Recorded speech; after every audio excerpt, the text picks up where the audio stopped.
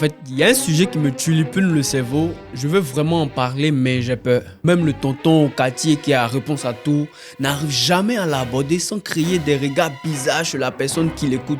Tellement le sujet est chaud, brûlant. Et je dirais même qu'il est plus chaud qu'un placali de 5h du matin après un PA. Aujourd'hui, on va parler de discours de haine et religion sur Internet. On va tout mélanger pour que ça donne une bonne sauce.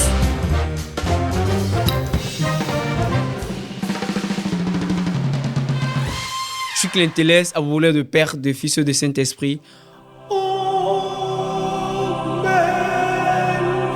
Entre direct de TikTok qui chauffe plus que la checkée du vendredi saint, les guides religieux qui nous promettent la prospérité, mais dont la seule richesse qu'on voit, c'est leur belle bangui. Et les guerres saintes 2.0 dans les commentaires dès qu'un musulman et un chrétien se croisent sous une publication. Les groupes Facebook, les groupes WhatsApp, les messes en live streaming, c'est-à-dire que la religion se passe derrière les écrans.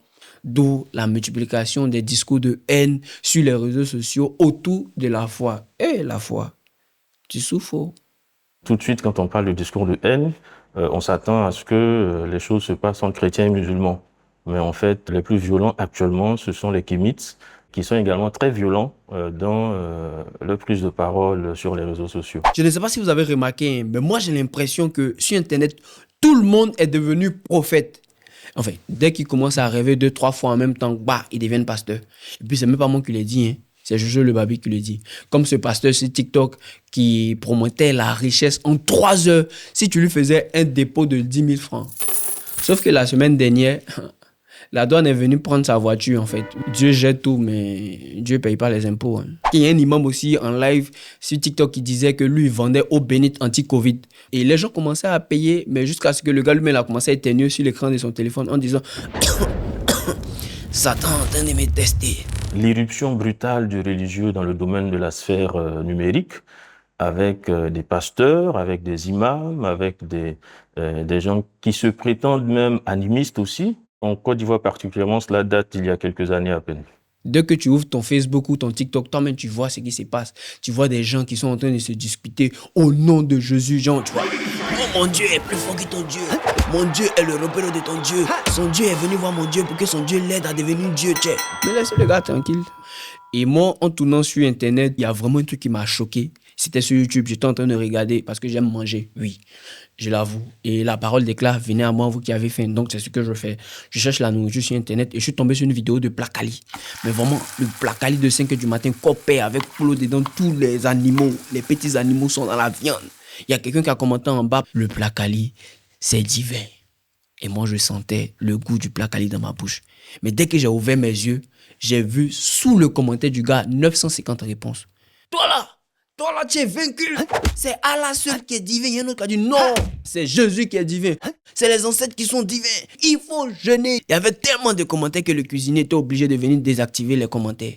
Grâce à Internet, on a trouvé une nouvelle façon de prier. Bon, pour avoir la grâce des likes, il faut partager un peu, quoi, tu vois. Sincèrement, il faut qu'on soit clair. Moi, je ne pense pas qu'il y a wifi au paradis. Au lieu de mettre sa foi et celle des autres en doute ou bien en instabilité de croyance, moi, je pense que c'est mieux d'en rire. Il n'y a pas à prendre les choses au premier degré parce que je suis sûr que Dieu même, il a sûrement de l'humour. Riez un peu ou pas. Si vous voulez, ne riez pas. Mais surtout, la chose à éviter au maximum, c'est de transformer Internet en un camp. Et pas n'importe quel camp en fait. Le camp ennemi et nous tous on va se dire nous allons dans le camp ennemi pour arracher ce que le diable a volé. Et il est sous nos pieds, il est sous nos pieds, il est sous nos pieds. Le diable est sous... Ces discours haineux-là détruisent des individus, mais au-delà des individus, ce sont des familles, donc ce sont des structures sociales qui en pâtissent effectivement. Et les cas de violence religieuse peuvent se transporter des réseaux sociaux à la vie courante et en venir à une existence physique, à une matérialisation physique de ces violences-là. Il faut que vous sachiez que Internet et religion vont de pair. Il n'y a pas un qui court que l'autre. C'est pas comme bébé sans de moi qui court avec tout le monde. Les deux vont de pair. C'est-à-dire Kaka Moka, ils sont calés. C'est la responsabilité de tous. Et il faut que nous tous on fasse un effort pour que la religion ne devienne pas un outil de haine. Likez si vous pensez qu'Internet a besoin d'amour. Et moi, je pense qu'Internet a besoin d'un excès d'amour. Et je me dis que c'est même pour ça que la religion est arrivée sur Internet. Donc, likez cette vidéo, commentez et partagez même. Mais surtout, abonnez-vous à Laissons parler les gens. On se donne rendez-vous très bientôt pour une nouvelle vidéo sérieusement drôle. C'est-à-dire qu'il y a beaucoup de réflexions, mais on rigole quand même. Après, moi, j'attends vos offrandes dans les commentaires. Bisous. Et puis, rentrez dans la paix du Christ. Oh, man. Mais d'abord, c'est... Allez, c'était tout le monde, c'est équilibré.